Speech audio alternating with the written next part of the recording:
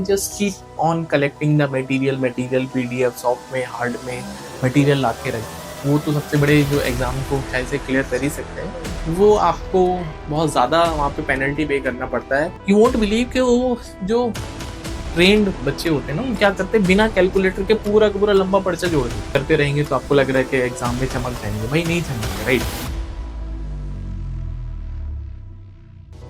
Hello everyone, welcome to another important video and in this video I'm going to give some insights कि जो CAT 2025 exam हुआ है उसमें क्या learnings हैं उन बच्चों के लिए जो कि नेक्स्ट ईयर के लिए या तो रीटेक करेंगे या तो खुद से तैयारी करके एक मतलब नया एग्जाम लिखेंगे, राइट।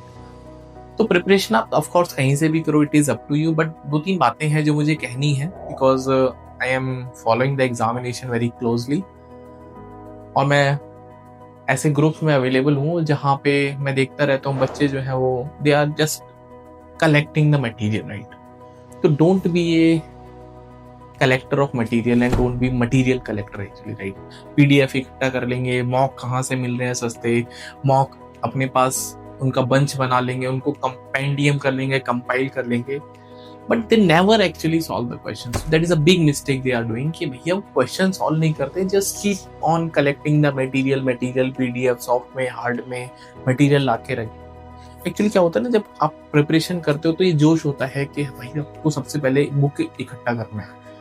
तो बुक इकट्ठा करने से अगर कोई एग्जाम क्लियर कर रहा होता ना, तो ये जो बुक जो बेचते हैं वो तो सबसे बड़े जो एग्जाम को शायद से क्लियर कर ही सकते हैं, जस्ट दो का पार्ट।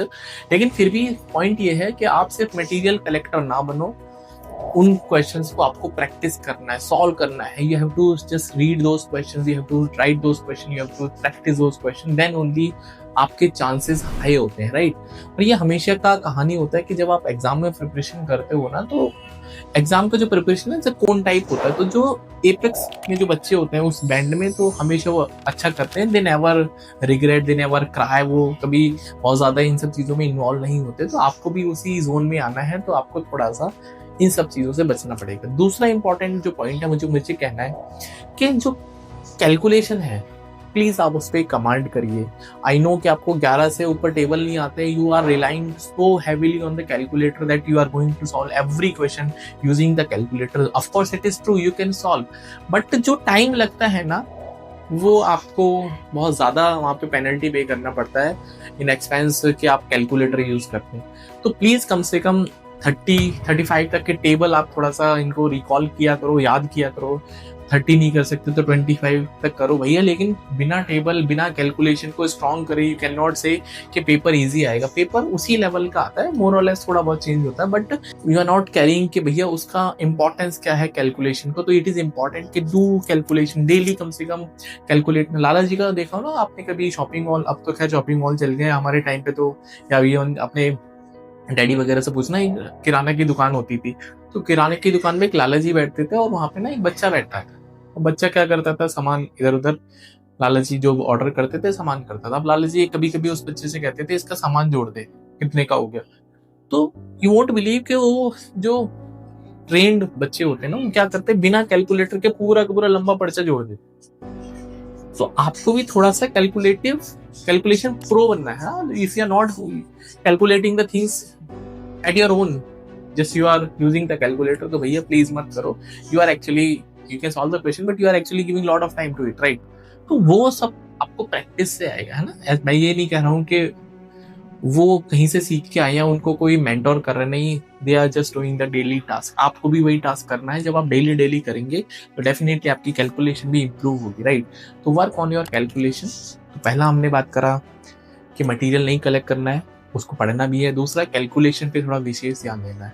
तीसरा, एग्जाम में जब आप प्रिपरेशन, जैसे आपने एग्जाम हमको 2026 का मुझे टारगेट करना है, तो अभी हमारे पास एग्जैक्टली ऑलमोस्ट 1 साल है।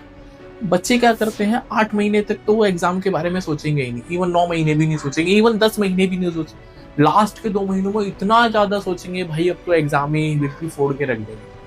अगर 2-2 महीने में कैट जैसे एग्जाम क्लियर होने लगे तो मुझे नहीं लगता कि जो 10-12 महीने जो बच्चा मेहनत करता है उसके साथ तो इनजस्टिस हो जाएगा।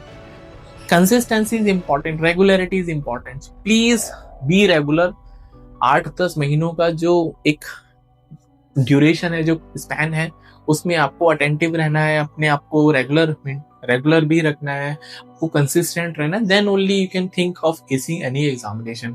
ओवरनाइट सक्सेस नहीं है कि भैया आप एग्जाम में बैठे तो आपका एग्जाम क्लियर हो गया, जस्ट फ्लूक हो सकता है कभी कभी, बट मुझे नहीं लगता कि ये हर जगह या हर बार काम करता है। तो इंपॉर्टेंट है कि आपको रेगुलरिटी मेंटेन करनी है, you have to be consistently मेहनत करते रहो, डेली मैथ्स के क्वेश्चन लगाओ, डेली एलआरडीआई का एक एक सेट लगाओ। आई नो कि थोड़ा एग्जाम दूर होता है तो टेम्पो नहीं बन पाता है, तो but you have to maintain that momentum. अगर वो मोमेंटम ही नहीं बनेगा तो एग्जाम तक आते आते तो तुम्हें हमेशा लगेगा यार अभी तो बहुत टाइम, बट एक्चुअली टाइम नहीं होता है। तो प्लीज ये रिक्वेस्ट है कि आप इन बातों को फॉलो करो। फोर्थ इंपॉर्टेंट मुझे जो लगता है कि कैट का जो पेपर है ना, पिछले 2-3 सालों में उसने शिफ्ट किया है, मतलब उसने पैटर्न को चेंजेस किए हैं, तो उस पैटर्न को ऑब्जर्व करने का जरूरत है कि जो अर्थमेटिक पे बच्चे ज्यादा रिलाई करता था, उसमें अर्थमेटिक ने ही उसकी ले ली एक्चुअली, राइट। तो अर्थमेटिक आती तो है बट वो कैलकुलेटिव होती जा रही है। तो और थोड़ा सा एल्जेब्रा का जो पोर्शन है वो वेटेज उसका बढ़ गया है, जो मॉडर्न मैथ्स है उसका वेटेज थोड़ा बढ़ गया है, तो प्लीज आप उन सेक्शंस को भी ध्यान दो। एल्जेब्रा एक ऐसा टॉपिक है जो कि इजी क्वेश्चन सॉल्व होते हैं, बट थोड़ा सा आपको कंसेप्ट सीखने की जरूरत है। Once you have learn the concepts of algebra, and believe me algebra के क्वेश्चन बहुत जल्दी सॉल्व होते हैं, उसमें इंटेंस कैलकुलेशन कभी नहीं आती है, वो प्योरली कंसेप्ट बेस होते हैं, असली मैथ्स होती है, राइट।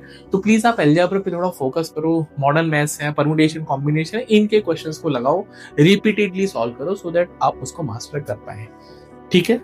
तो अगर आप भी नेक्स्ट ईयर या फिर अभी आने वाले एग्जाम में भी इवन ट्राई कर रहे हैं, तो ये सब बातें आप थोड़ा सा ध्यान रखेंगे। डोंट बी मटेरियल कलेक्ट नहीं बनना है, कैलकुलेशन पे ध्यान देना है, regularity consistency that is important to the success.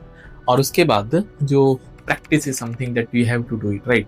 Mock walk तो लिखना ऑफ कोर्स बनेगा, बट ये सब चीजें मॉक लिखना इज नॉट द ओनली एक एक्सरसाइज जो आप करते रहेंगे तो आपको लग रहा है कि एग्जाम में चमक जाएंगे, भाई नहीं चमकते, राइट। और बाकी आपका मन है तो आप इसको गाइडेंस को फॉलो कर सकते हैं। And for more such important tips guidance you can follow me on the my YouTube channel, also Instagram, Facebook, सब जगह है। एंड बाकी तो मेरा काम मैथ्स पढ़ाने का वो मैं शिद्दत से करता हूँ। थोड़ा सा और सपोर्ट चाहिए, जो भी आपका सपोर्ट है उसके लिए मैं अप्रिशिएट करता हूँ आपको, बट फिर भी और सपोर्ट चाहिए so that I can reach to many people and many students. So see you in the next video. Till then, bye, take care.